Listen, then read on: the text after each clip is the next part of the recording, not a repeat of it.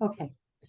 Welcome to Talking About the Journey with Maggie Grout, founder and CEO of Thinking Huts, an international nonprofit that is helping to expand educational infrastructure in Madagascar, where many children do not have access to schools.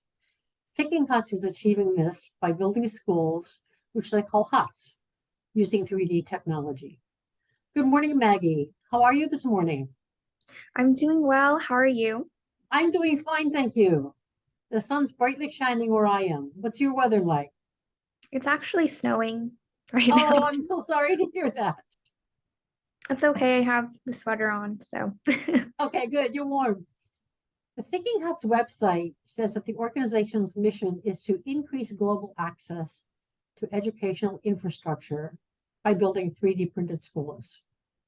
The work that you're doing requires extraordinary efforts of many people. What is the problem that Thinking Huts is trying to address? We're primarily addressing the lack of infrastructure. So, the areas we're working in Madagascar at the moment, they really just don't have what we may be used to here in the more developed world. So, there are no schools oftentimes for these children to attend. So, we're providing a solution that is filling this gap more quickly, and we're going well beyond the school building by bringing other infrastructure that would be necessary for the communities to thrive beyond. So the water well, toilets, and also incorporating like solar power and internet.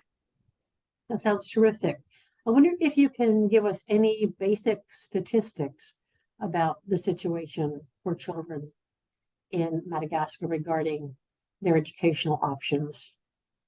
So, 1 out of 3 children are able to make it past primary school. So, many people don't even make it to higher education, which also then influences job opportunities.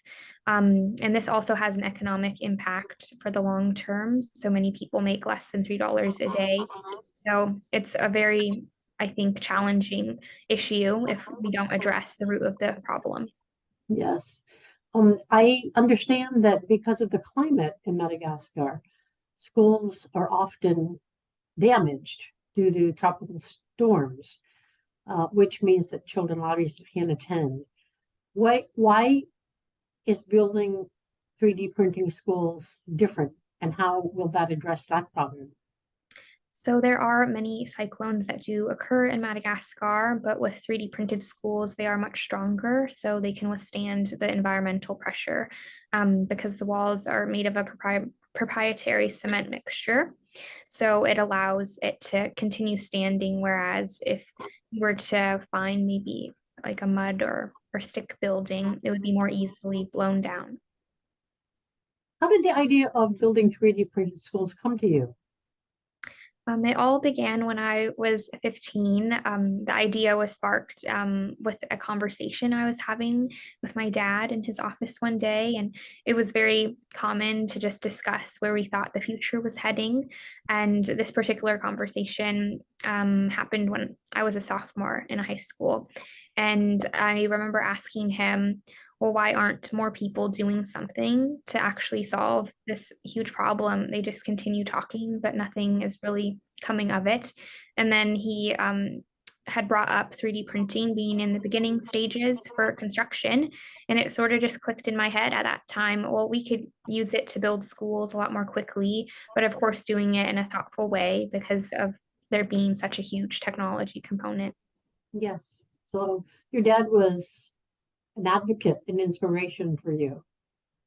Yes, for sure. I think maybe I wouldn't be doing Thinking Huts without him because a lot of it happened to, I think, be due to my parents, especially my dad, like telling me I can do this and I can like make something That was seemingly great. impossible happen.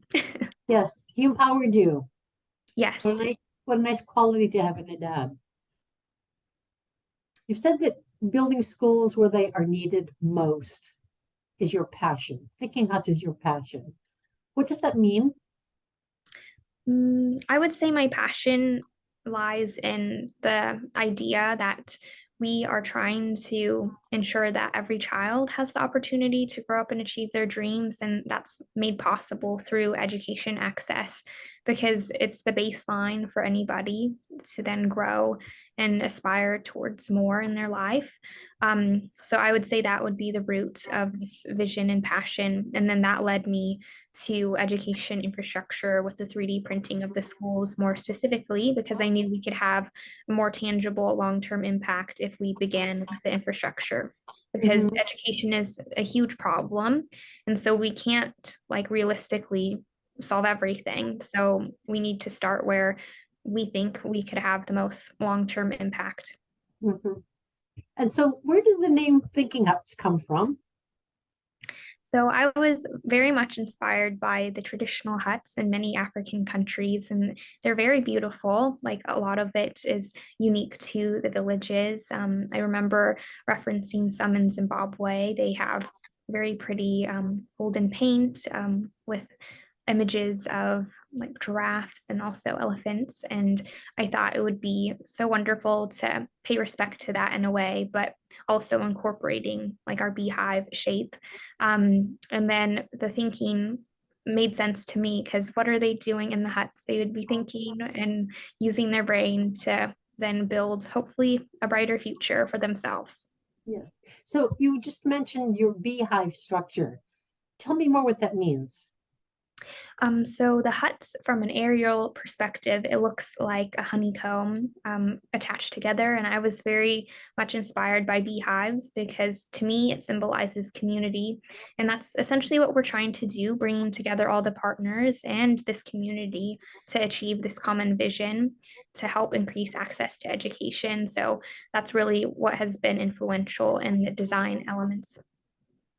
You've told us a bit about Thinking Hut's beginnings because your own personal story is so intimately connected with Thinking Huts. Would you talk with us about your own life's journey? Yeah, so I would say it all began back in China. I had been abandoned in a basket when I was a baby. But I think my parents, the biological parents, they wanted a better life for me, and they knew that if I was adopted by parents in America, that I would have more access to educational opportunities and then have, I think, more aspirations in life because of that. And so I think a lot of it was out of like a love to have a better life. But it definitely influences the rest of my life trajectory because it could have turned out a whole lot differently. Especially in China, there are often a lot of like manufacturing and factory jobs that you would be more, I think, accustomed to taking because there would be limited opportunities in those types of rural areas. Um, so I think that really shaped how I saw the rest of Mhm. my life and just knowing that another path could have been taken. Yeah. And I think I also saw going to schools here in the US that people didn't see how fortunate they were and like how people lived their lives in other countries. So had your biological parents not left you in that basket because they wanted something better for you, you could have ended up like some of the children that you are now trying to help. Exactly. So I think that's really what drives my work, that I can personally relate to them. And it's interesting too, because beyond the people which drew me to Madagascar to begin with, because they're very warm and kind, I can actually relate to the environment that many of the regions may experience because where I'm from in China, there was a lot of rice fields and it's very similar in Madagascar. Like, despite it being in a different continent, I can really, I think, relate in more ways than just Mm. origin story background, but also Mm. like what life looks like. Yes, that's an interesting observation. So you are the primary fundraiser for Thinking Huts. What's involved in fundraising for a nonprofit doing such unusual work? I would say it's definitely a challenge at times. mainly because it's an international cause and people don't know what this poverty looks like. So when you're trying to explain the problems we're addressing, it may not come very naturally or it would be difficult for them to visualize. But in terms of fundraising, I think a lot of my day to day is trying to find people that I think would really believe in and support our work. And it is, even though it is much more challenging to reach them, I think in the long run it does pay off because it really directly correlates, I think, to how successful we will be and how many years we can continue to do this. Yes. So there's a lot involved in development work. I think people don't understand how complicated and how much time, how much length of time you sometimes have to commit to developing someone into a sponsor or a partner. Can you tell us a little bit more about the steps that are involved and how you get all of that done, and maybe something about your teams that work with you? Yeah, so we're fortunate to have volunteer teams that assist with the outreach components, but a lot of it is built upon relationships. So I would say the biggest thing is identifying people who have common values as ourselves and who would align with our mission, and then trying to find the best way to contact them. And then from there, you just try to schedule a meeting to share more. And if they really align and I think believe in what you're trying to do, then they will turn into like a donor or a sponsor. But so far to date, we have primarily been supported by individual donors. But as we grow, of course, we would hope to have like more companies involved and Of course. more the traditional route with like foundations and things like that. Yes. Yes. Okay. You've been to Madagascar yourself to manage the construction of your first hut, Bougainvillea hut. What's involved in the construction of a school, and what was your job like as the construction manager, project manager? There was a lot of prep work behind the scenes that I think maybe people do not realize. So it took about 7 years to build that school. And I was balancing school for the majority of that time. And my role for like construction project management a lot of times involves coordinating between multiple partners. So the architects, the engineers, the local construction workers, and even like other thinking huts team members to make sure that both the construction and like the fundraising like aligns because many times with nonprofits at least from our experience is that you're raising concurrently, so you're not going to have like everything raised before you're just building at the same time. You're trying to support the work, um, and I think a lot of it that people may not realize too is that we created a whole new supply chain. And it's very challenging in a developing country because a lot of that is not developed yet. So you're figuring out how do you get these materials from point A to Z? How are you shipping this huge 3D printer to a different country and trying to get through the port with all the customs, the processes that are involved there? And then how do you coordinate this new technology and then train local construction teams on how to operate this printer, as well as the ordering of the construction and what process they need to follow to then build the rest of the building. Did you enjoy that part of the work?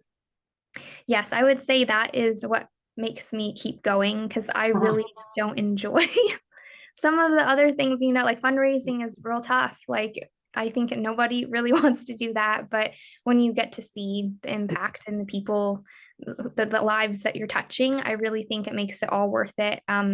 Even though like the other parts may not be super enjoyable. Mhm. So how did the community respond to your idea of building a school? I would say a lot of it was pride, and they were just so proud that they were chosen as the first community to receive this building. And I think they are very hopeful too and excited at the potential that this has, like not only in their community, but for the whole country, because they're very proud that Madagascar like was the first to receive this 3D printed school there.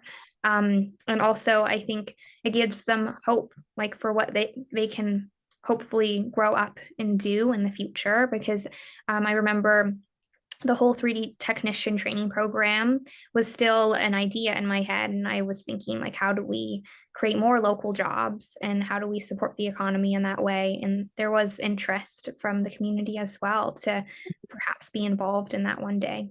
Mhm. So how do you choose a community and how do you approach them with this idea? So for the last school, I was introduced to this particular community through a professor who worked at the university in Madagascar. But for this next project, the Honeycomb campus, the landowner actually had reached out to me, and I had visited the villages and all of the people there when I was in Madagascar the prior year.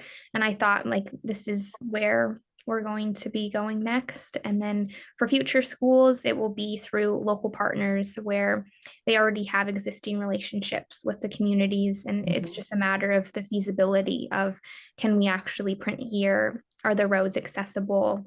Can we actually carry out this type of project? You mentioned the landowner. Does this mean that you were donated a piece of land? Essentially, so our agreement with the landowner is that he has this company that creates like solar panel, well, not creates them, but supplies the solar panels and other types of equipment that would be necessary. So he would be a long-term partner in the future, where he's supplying these very important things that would be Ah, critical to having yes, the school function, like with the yes. solar power and internet and things like that. That was a great match, a great matchup for you. A lot of people these days are worried about environmental sustainability. Does 3D printing contribute, or can it contribute potentially to maintaining the environment? I would say that 3D printing can have a positive environmental benefit, in the sense that it reduces the amount of cement used when we're extruding it in the walls, because they are hollow, but they're still structurally sound as buildings. Because I know that cement itself is a polluter in the construction industry, but with the 3D printing, we're allowed to reduce the amount of waste that would be produced. Okay, and how does 3D printing, how is 3D printing better than traditional construction methods? The main advantages are that it is much faster, so we can build the school in a fraction of the time.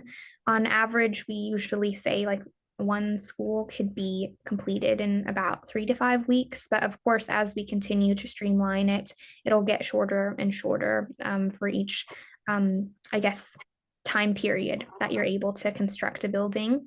And then another thing I would say, at least for our model, how we use it is that we can train people. So a lot of it involves technology transfer, and how do you empower people to then hopefully have higher living wages and more knowledge that they can draw upon if they're doing additional construction projects.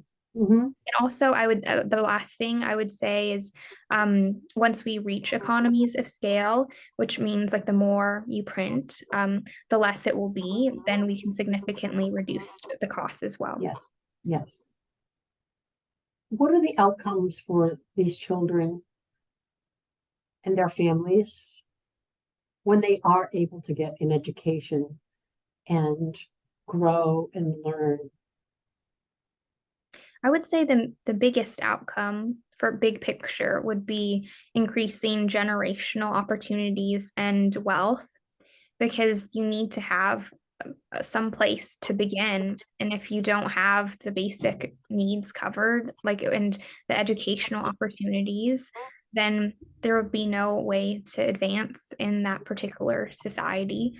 So I think we're equipping them through ripple effects, with the tools to then lift themselves out of poverty so that future children future family lines do not have to live through the same thing. Yes. Of course, they're building the capacity of their country to compete in the global economy, which is, Exactly, like the yes, workforce development is huge. yes, yes. And just unlocking that potential to then also share with the rest of the world. Okay. So Maggie, what's the future of Thinking Huts? What do you see down the road, 5 years? Well, I would hope we would still be building with people in Madagascar, but I hope one day we can scale to other countries. We've already had over 15 countries reach out with requests, so the need is definitely there. I think it Yes, comes down to the philanthropic support we can raise, and I think yes, sometimes it's just not top of mind for people. But I am optimistic that we will find good people out there that believe in this work and they can see the long-term potential of it. yes. You are a very optimistic person. And having worked with you for as long as I have, I would also like to add that you're a great leader and you take a lot of time to think things through very carefully. And you've done a wonderful job. I'm going to ask you as my last question, are there any closing thoughts you would like to make? Well, that was very sweet of you to say. I think my closing thoughts would just be that I think I've learned you're only as strong as the people you're surrounded by. And I think I've just been very lucky to find some incredible people who believe in this dream and are helping me make it possible. Because for a while, it just sort of seemed like it was just me against the world trying to get this Mhm, vision happening. mhm. And I really didn't know if I would find other people. And so looking back, I just feel really grateful. Yes. There is one thought that I had this morning as I was reviewing my questions that your idea was at one point in time something in your head, and you have managed to manifest it to something that can be touched and seen, which is amazing when you stop and think about what one person's idea can do in the world and what a difference it can make. I want to thank you for spending so much of your morning with us. Thinking Huts has undertaken challenging but incredibly important work. And of course, we all wish you great luck in the future and have every confidence that you will succeed. Well, thank Thank you you, so Maggie. much.